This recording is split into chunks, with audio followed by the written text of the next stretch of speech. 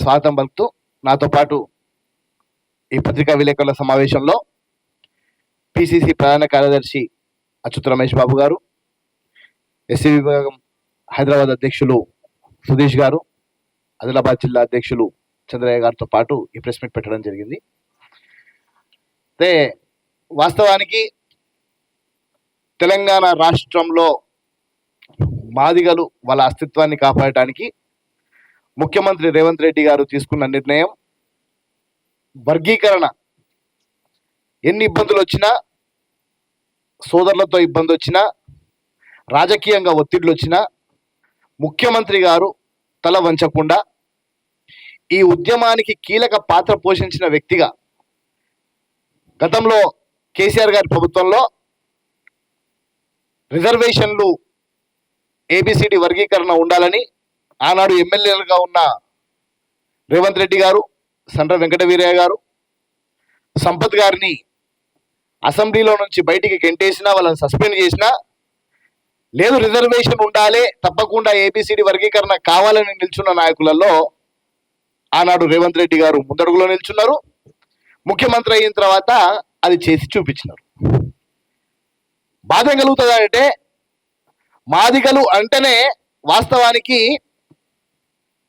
వారు పూర్తి స్థాయిగా ఒక చిన్న సహాయం చేసినా జీవితాంతం మర్చిపోకుండా ఉండే ఒక జాతి మాదిగ జాతి.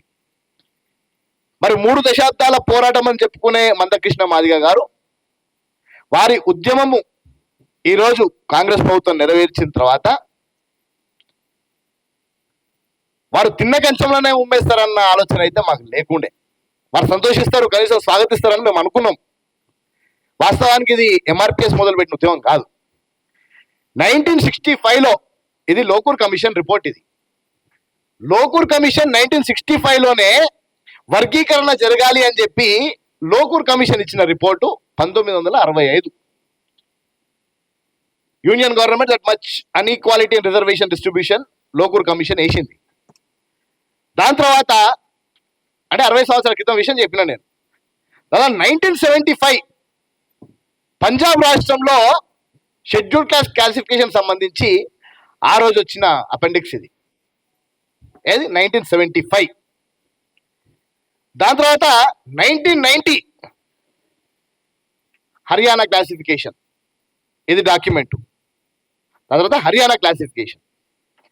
దాని తర్వాత మన రాజశేఖర రెడ్డి గారు ముఖ్యమంత్రిగా ఉన్నప్పుడు ఉషా మెహ్రా కమిషన్ వేసిన రిపోర్ట్ ఇది. అంటే మాదిగా జాతి ఏది చెప్తుంది నమ్ముతుందిగా, ముఖ్యమంత్రి గారి మీద ఇంత బురద జల్లుదాము చేద్దాము అని అనుకుంటే కాని పని. ఉషా మెహ్రా కమిషన్ తర్వాత జస్టిస్ సదాశివ కమిషన్ ఏర్పడ్డది. జస్టిస్ సదాశివన్ కమిషను కర్ణాటకలో ఇంటర్నల్ కోర్ట్ అయ్యాలని వారు చేసినారు. తర్వాత లాహూజీ సార్వే రిపోర్ట్ మహారాష్ట్ర 2012. నిన్న మాట్లాడుకుంటా మందకృష్ణ మాదిగ గారు ఏమంటారు అంటే, సుప్రీంకోర్టు తీర్పు వచ్చింది కాబట్టి చేయాలి కాబట్టి చేసిండు అంతే, ఆయన ఏం చేసింది అన్నట్టు మాట్లాడతాడు. ఎందుకు మీకు ఇంత కూడా కృతజ్ఞత లేదు అని నేను అడుగుతున్నా. జంతర్ మంతర్లో మీ చుట్టూ 4 లేకుండే, ఆడికి రేవంత్ అన్న వచ్చిండు. ఆయన వచ్చేసరికి మీరు మాట్లాడేసి అయిపోయింది, 4 కూర్చొని ఉండే. అన్న ఏం చేయాలన్నా అని అడిగినప్పుడు సింహగర్జన పెట్టు అని ఆ సింహగర్జనని పరేడ్ గ్రౌండ్లో పెట్టించి ఆ వేదిక పరిశీలన కూడా మీరు గమనించండి.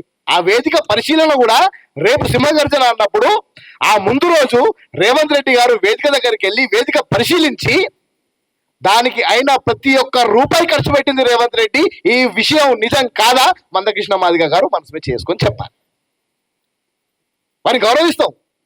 3 దశాబ్దాల ఉద్యమాన్ని వాళ్ళు తీసుకొచ్చినారు, ఒకే స్టాండ్ మీద ఉన్నారు, దాన్ని మేము గౌరవిస్తాం. కానీ మీకు సహాయం చేసే వాళ్ళని మీరు మర్చిపోతున్నారే. ఈరోజు మీకు నరేంద్ర మోదీ గారి ఆదేశాల మేరకు మీరు పనిచేస్తున్నారే, అది తప్పు అని అంటున్నావు. మనువాదమా అంబేద్కర్ వాదమా అని అంటే నువ్వు మనువాదం దిక్కు అడుగులేస్తున్నావు. దళిత జాతిని మరువాలందుకు తీసుకుపోతున్నావు, దానికి తీసుకుపోకు. ఎవరైతే మనను గుడ్లలకు బడ్లలకు రానియలేదో ఆ మరువాద శక్తులు ఈ రోజు దేశంలో పరిపాలిస్తుంటే మీరు వారి దిక్కు అడుగులేస్తున్నారు, వారి ఎంగిలి మెతుకులు కాశపడుతున్నారు. దయచేసి చేయకండి అని చెప్పి అడుగుతున్నాం. దీని తర్వాత ఇది ఇప్పటిది కాదు, రాజశేఖర్ రెడ్డి గారు, స్వయాన రాజశేఖర్ రెడ్డి గారు 2007లో ప్రధానమంత్రి గారికి రాసిన లేఖ ఇది క్లాసిఫికేషన్ మీద. 2007లో నేను పత్రికా మిత్రులకు అందరికీ కాపీస్ ఇస్తా. 1/8/2007 నాడు వైఎస్ రాజశేఖర రెడ్డి గారు రాసిన లేఖ ఇది క్లాసిఫికేషన్ గురించి. అంటే కాంగ్రెస్ పార్టీ ఈ రోజు సుప్రీంకోర్టు తీర్పు వచ్చింది కాబట్టి చేసింది కాదు, ఆ రోజు నుంచి ఈ రోజు దాకా కట్టుబడి ఉందని చెప్పడానికి నేను మీ మీడియా మిత్రుల ముందు నేను ఇవన్నీ పెడుతున్నా. స్వయాన మా రాహుల్ గాంధీ గారు ఆనాడు తెలంగాణ రాష్ట్రంకి వచ్చి ఆనాడు వారు ఇచ్చిన స్టేట్మెంట్, రాష్ట్రంలో ఎస్సీ వర్గీకరణ అమలు చేస్తాం. ఇది రాహుల్ గాంధీ గారు ఇచ్చిన స్టేట్మెంట్. రాహుల్ గాంధీ గారు రాహుల్ పుల్స్ అవుట్ కోటా అనేది రాహుల్ గాంధీ గారి స్టేట్మెంట్. ఇది మా పార్టీ ముందటి నుంచే వర్గీకరణకు కట్టుబడి ఉంది కాబట్టి రేవంత్ రెడ్డి గారు ఈ వర్గీకరణలో దేశంలో ఎక్కడ లేని విధంగా ఈరోజు అమలు చేసిండ్రు.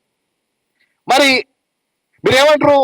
ఆల్ ఇండియా ఎంఆర్పిఎస్ అంటారు, మేము జాతీయ ఎంఆర్పిఎస్ అని అంటారు. మీరు ఏమైనా గమనిస్తే మరి జాతీయ ఎంఆర్పిఎస్ అయినప్పుడు నరేంద్ర మోడీ గారు మిమ్మల్ని వచ్చి అంత గట్టిగా అత్తుకున్నారే, నీ గుండెల నుంచి దుఃఖం దన్నుకొచ్చిందే.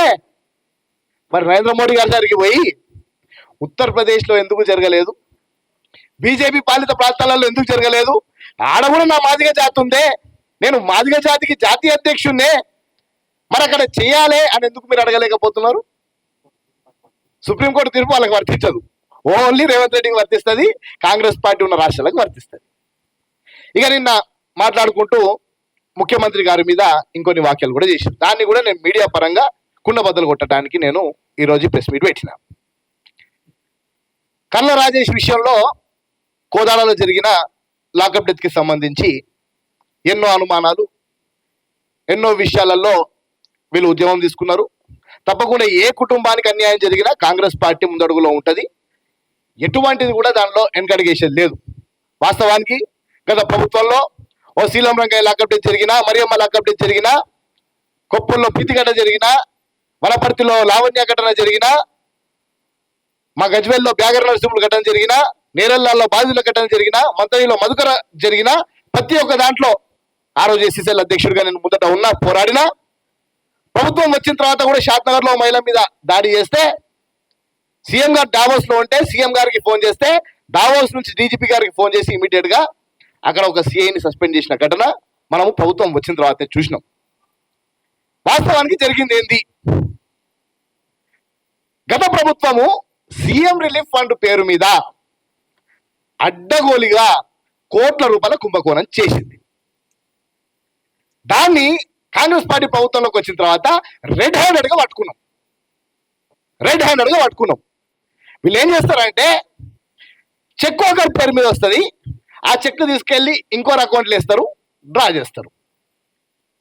కోదాడ జరిగిన ఘటన ఇదే. పూర్తి స్థాయిగా కోదాడలో చిలుకూరు కానివ్వండి, మునగాల కానివ్వండి, నందిగామ కానివ్వండి, అనంతగిరి కానివ్వండి, జగ్గపాలెం కానివ్వండి, ఈ మండలాల్లో మొత్తం కలిపి 40 లక్షల రూపాయల సీఎం రిలీఫ్ ఫండ్ ఫ్రాడ్ జరిగింది. రెడ్ హ్యాండెడ్ గా మేము పట్టుకునే చెప్తున్నా. ఇంకా పట్టుకొని ఇంకా చాలా ఉన్నాయి, అవన్నీ కూడా తవ్వుతాం, ఎవరిని వదిలిపెట్టాం. సీఎం రిలీఫ్ ఫండ్ అనేది ఎవరైతే పేదలు వాళ్ళు వైద్యం చేయించుకుంటో వాళ్ళకి దక్కాలి.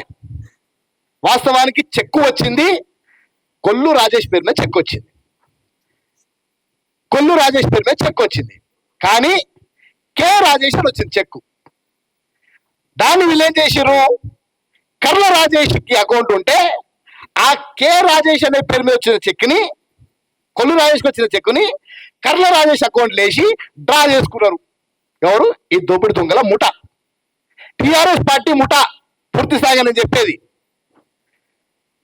అందరిని పట్టుకుర్రు, బొక్కలేసిర్రు, ఏం జరిగింది చెప్పురా అన్నారు. దాని తర్వాత రిమాండ్ చేసిరు, జైలుకి పంపించారు. జైల్లో నుంచి మళ్ళీ ఆయనకు అనారోగ్యం అయితే తీసుకుపోయినారు, హాస్పిటల్లో డెత్ అయింది. చనిపోయాను, నేను కాదనట్లేదు. వాస్తవానికి నాకు కూడా బాధ ఉంది. నేను కూడా దళిత ఉద్యమాలలో పనిచేసినోని. ఆ కుటుంబాన్ని మా ప్రభుత్వం వారికి పరిహారం ఇచ్చింది. ఎస్సీ ఎస్టీ చట్టం ప్రకారం ఏం రావాలో అది ఇచ్చింది. ఇంద్రమ్మ ఇల్లు కట్టుకోవడానికి వాళ్ళకు భూమి జాగిచ్చింది. మీకు తెలవకపోతే పోయి కర్ల రాజేష్ గారి తల్లిని అడగండి. వారికి మా షెడ్యూల్డ్ క్యాస్ట్ డెవలప్మెంట్ డిపార్ట్మెంట్ లో వారికి ప్రభుత్వ ఉద్యోగం ఇచ్చింది. ఇది మీరు ప్రజలకు చెప్పరెందుకు? కేవలం బురద జల్లడానిక మా ముఖ్యమంత్రి గారి మీద? ఇవన్నీ మీరు ఎందుకు చెప్పరు? దాని మీద ఎవరు దోషులున్నా తప్పకుండా వాళ్ళని పట్టుకున్నాం, బుక్కల నొక్కుతాం. ఆ జిల్లా పోలీస్ యంత్రాంగము కిందమే చేస్తుందని నల్గొండకి సంబంధించిన డిఎస్పీని కేసు కప్పయిపోయినాం. అయినా మీరు మా ముఖ్యమంత్రి గారి మీద ఈరోజు అడ్డగోలుగా వ్యాఖ్యలు చేస్తారు. ఓ స్టేషన్లో సంఘటన జరిగితే SHO అంటారు, station house officer, he is responsible for everything. Station house officer అనేటోడు ఆ పోలీస్ స్టేషన్ లో జనరల్ డైరీ మెయింటైన్ చేయకపోయినా, ఏం చేయకపోయినా, ఆ పోలీస్ స్టేషన్ లో కానిస్టేబుల్ తప్పు చేసినా station house officer is responsible. CI గారిని సస్పెండ్ చేసినాం. ఆల్రెడీ సిఐ గారిని సస్పెండ్ చేసినాం. ఇంకా ఎంక్వైరీ జరుగుతుంది, నడుస్తుంది. ఈ క్రమంలో మీరు రేవంత్ రెడ్డి గారు ఈ వర్గీకరణ చేసిండు, దీన్ని ఏదో విధంగా నీరు గార్చాలే. మాదిగల దృష్టి ఈ వర్గీకరణలో సంతోషం ఉండొద్దు, దీన్ని ఏదో విధంగా కింద మీద చేయాలని చెప్పి మీరు ఈ ఇష్యూని తీసుకొచ్చి దీన్ని చూపించుకుంటా రేవంత్ రెడ్డి గారి పేరు మీరు బద్నాం చేయడానికి ప్రయత్నం చేస్తున్నారు. నేను ఓ తమ్మునిగా, మందకృష్ణ మాదిగా తమ్మునిగా నేను చెప్తున్నా, మీరు మీ వైఖరి మార్చుకోండి. మీరు మీ వైఖరి మార్చుకోండి. ఈరోజు మాదిగలకు అత్యున్నత స్థానము రేవంత్ రెడ్డి గారు వారి ప్రభుత్వం ఇచ్చే ప్రయత్నం చేస్తుంది. ఈ ప్రయత్నంలో మీరు కూడా అడుగులేయండి. మీరు ఏమైనా డిమాండ్స్ ఉంటే ఓ ఎస్సీ కార్పొరేషన్ చైర్మన్ గా నేను కూర్చొని నీ తమ్ముని నాకు చెప్పు, మా ముఖ్యమంత్రి గారితో నేను మాట్లాడతా. గత ప్రభుత్వంలో 10 సంవత్సరాల ముఖ్యమంత్రి ఎవరిని కలవలే, ప్రగతి భవన్ గోడల మధ్యలో ఉన్నాడు. మా ముఖ్యమంత్రి ప్రజల మధ్యలో వస్తున్నాడు. నిన్న మాదిగ ఎంప్లాయీస్ యూనియన్ పూర్తి స్థాయిగా కొన్ని వేల మంది సీఎం గారిని సన్మానిస్తుంటే ఆ సన్మానము చూసి ఓర్వలేక మీరు నిన్న ప్రెస్ మీట్ పెట్టి మా ముఖ్యమంత్రి గారిని అడ్డగోలుగా మాటలు అంటుంటే మేము చూస్తూ ఊకోవాలా? MRPS అందరు పోయిన చోట ఉండదు, కేవలం ఎవరైతే పోరో వాళ్ళ దగ్గర ఉంటాము అని మందకృష్ణ గారు మాట్లాడతారు. ఆ రోజు మరియమ్మ లాకప్ డే జరిగినప్పుడు మీరు ఎక్కడున్నారు? శ్రీలం రంగయ్య లాకప్ డే జరిగినప్పుడు ఏమున్నారు? మా బ్యాగర్ నరసింహ చచ్చిపోయినప్పుడు ఎక్కడున్నారు మీరు? దళితుల భూములు అడ్డగోలుగా ఆ రోజు కేసీఆర్ ప్రభుత్వము ప్రకృతి వనాలని, రైతు వేదికలని, డంపింగ్ యార్డ్లని, కలెక్టర్ ఆఫీస్లని అడ్డగోలుగా మన దళిత భూములు గుంజుకుంటుంటే నువ్వు ఎడవనుకున్నావు అని అడుగుతున్నా. ఇది తప్పు అని చెప్తున్నావు. కాంగ్రెస్ పార్టీ ఆనాడు కట్టుబడి ఉండే కాబట్టి దేశంలో ఎవరి చేయని విధంగా సుప్రీంకోర్టు జడ్జిమెంట్ రాగానే ఇమ్మీడియట్ గా వర్గీకరణ అమలుకి అని ప్రకటన చేసినాం. షమీం అఖ్తర్ కమిటీ వేసినాం. పూర్తి స్థాయిగా 90 రోజుల లోపలనే దాన్ని చట్టం చేసినాం. చట్టం చేసి ప్రజలకు అందుబాటు చేసినాం. ప్రకటన చేయగానే ఏమంటే ప్రకటన చేసిన వెంటనే ఆ ఉద్యోగాలన్నా ఇమీడియట్ గా వర్గీకరణ అమలు. చట్టం కాకుండా ఎట్లయితుంది? అంత మాత్రం మీకు తెలియదా? చట్టము కాకుండా మీరు దానిలో కూడా మాకు రిజర్వేషన్లు ఇవ్వాలి, చేయాలి. అరే వచ్చిన దాన్ని ఇంకా దాన్ని ఏ విధంగా ఇంప్లిమెంట్ చేసుకోవాలనే దాని మీద ప్రభుత్వానికి సూచనలు సలహాలు ఇస్తే తీసుకోవడానికి సిద్ధంగా ఉన్నాం. కానీ మా ముఖ్యమంత్రి గారిని ఏమన్నా అంటే మాదిగ జాతి పక్షాన నేను ముందట నిల్చుంటా, నా దగ్గరకు వచ్చి మాట్లాడండి. మా ముఖ్యమంత్రి గారిని అనే ముందు నన్ను అనండి, నేను మీకు సమాధానం చెప్తా. చెప్పలేని క్రమంలో ముక్కు నేలకు రాస్తా. నాగర సమాధానాలు ఉన్నాయి. కానీ ముఖ్యమంత్రి గారు ఎవరైతే మనకి ఈరోజు వర్గీకరణ ఫలాలు ఇచ్చారో, ఎవరైతే మనకి ఈరోజు మాదిగలకు దేవుడైనడో ఆయనను పట్టుకొని మీరు తిన్న కంచంలోనే ఉంచుతా అంటే మాత్రం చూస్తూ ఊకోమని చెప్పి కూడా ఈ ప్రెస్ మీట్ ద్వారా మీ అందరికి తెలియజేస్తున్నాం. Thank you.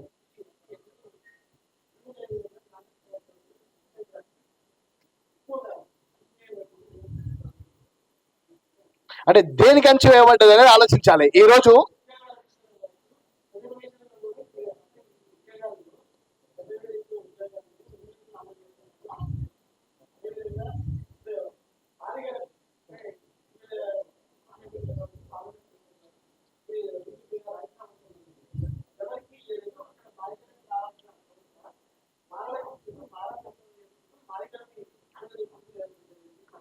అయితే దీని విషయంలో దేశవ్యాప్తంగా బీజేపీ 13 స్థానాలకు రాజ్యసభ సభ్యులను డిక్లేర్ చేసింది.